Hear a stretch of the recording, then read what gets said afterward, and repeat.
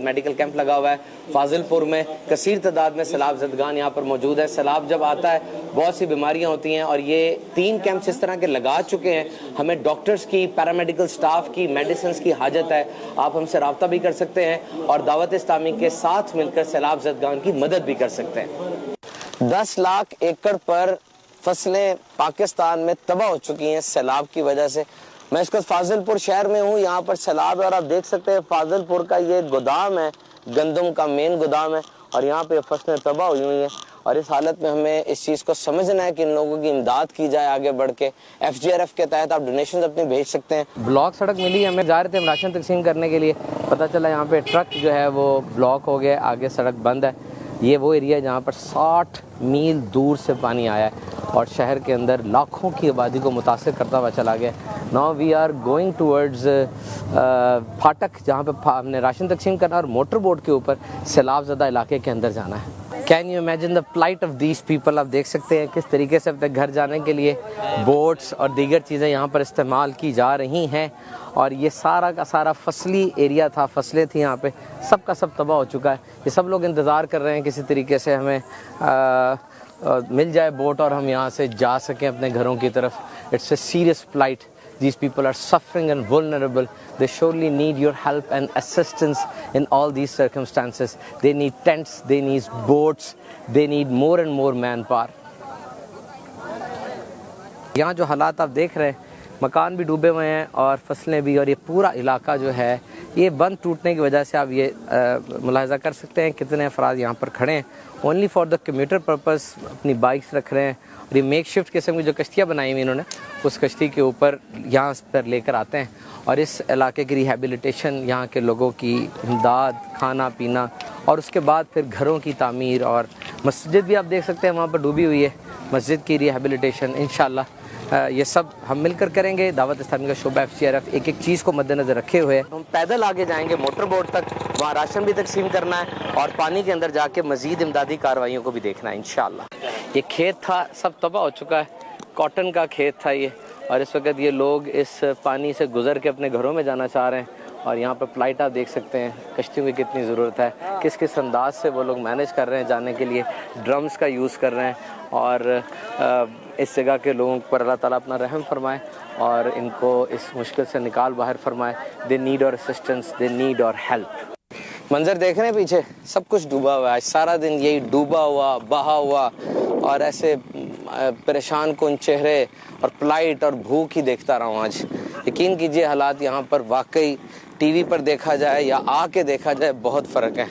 इस वक्त फाजिलपुर के इलाके में हूँ, ये मेरे पीछे जो सारा पानी खड़ा है ये कपास की फसल थी और अब ये तबाह हो चुकी है। NDMA national disaster management authority के मुताबिक पाकिस्तान में लाखों एकड़ फसलें इसी तरह तबाह हो चुकी हैं। लोग भूखे हैं, सड़कों किनारे पड़े हैं और खुले आसमान तले खैमों में है, ना कोई जॉब है, अब ना कारोबार है। शायद इनकी आंखों के सामने इनके सामान, मकान, मवेशी सब कुछ बह गया और अब छत पे छत भी नहीं रही और अजीब से मनाजिर थे, कहीं बंद टूटा वहाँ पानी ही पानी था। अब वापसी है तो अमीर सुन्नत की बारगाह में हाजिरी की नीयत से मैं ये अर्ज़ करूँगा कि अमीर सुन्नत ये ऐसे मनाजिर हैं जैसे देख के कि इंसान उसके दिल में कैफियत पैदा होती है, रिक्कत भी पैदा होती है और इबरत वाले मनाजिर हैं कि आज अगर इनके साथ हो सकता है कल हमारे साथ भी हो सकता है। इस पर हमारी कुछ रहनुमाई फरमाए, अल्लाह पाक आसानी फरमाए। सोबान भाई हमारे साथ लाइव शायद कॉल पर हों, लाइव जूम पर हैं। वालेकुम अस्सलाम रहमतुल्लाहि व बरकातहू। अभी खैर अमीर सुन्नत हमारे साथ स्टूडियो में तशरीफ़ फरमा नहीं है।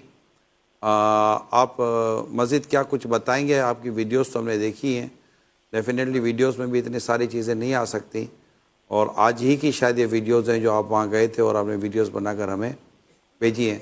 हम मदनी चैनल के नाज़रीन को अर्ज़ करते चलें कि हमारी नीयत ये होगी कि रोज़ाना की हम वीडियोस, रोज़ाना की अपडेट्स के साथ हम अपने प्रोग्राम को लेकर हाजिर हुआ करेंगे इंशाअल्लाह।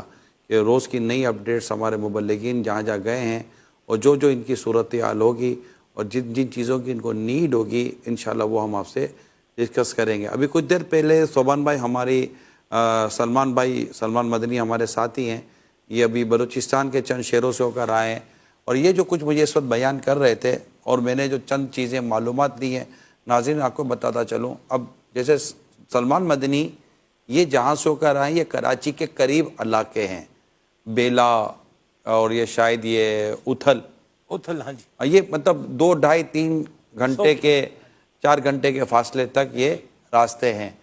لیکن میرے معلومات لی تھی کہ جو تباہی آگے تک آئی ہے، یعنی اگر ہم جیکب آباد سے ڈیرہ الہیار کے ذریعے اگر ہم اندر داخل ہوتے ہیں سندھ سے ہوتے ہوئے، اندر سندھ سے، تو وہاں سے جو اوپر سے جب آپ دوبارہ بلوچستان ہوتے ہوتے اگر آپ کراچی کی طرف سے نکلیں گے تو اس وقت وہاں جو ڈیزاسٹر کی جو صورتحال ہے پتہ چلا ہے، جیسے آج میں مشورہ کر رہا تھا تو پتہ چلا اس کی حالت بھی انتہائی گمبھیر ہے، اور ظاہر ہے کہ عام گاڑیاں وہاں تک ان کی رسائی نہیں ہو سکتی، اتنی آسان نہیں ہے، اور راستے بھی پانی سے بھرے ہوئے ہیں تو کوئی پراپر وے بھی نہیں ہوگا.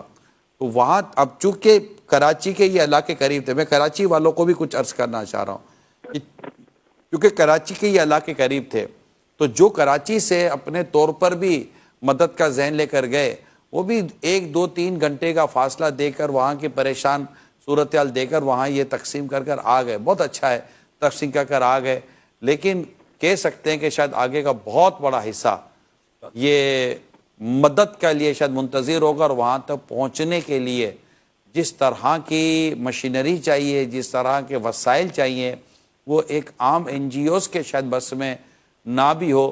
تاہم اللہ تعالیٰ جسے توفیق دے، کیونکہ بلوچستان میں بھی ایسے شاید علاقے بچے ہوں گے کہ جہاں سے مدد کے لیے ان متاثرین تک پہنچا جا سکتا ہے.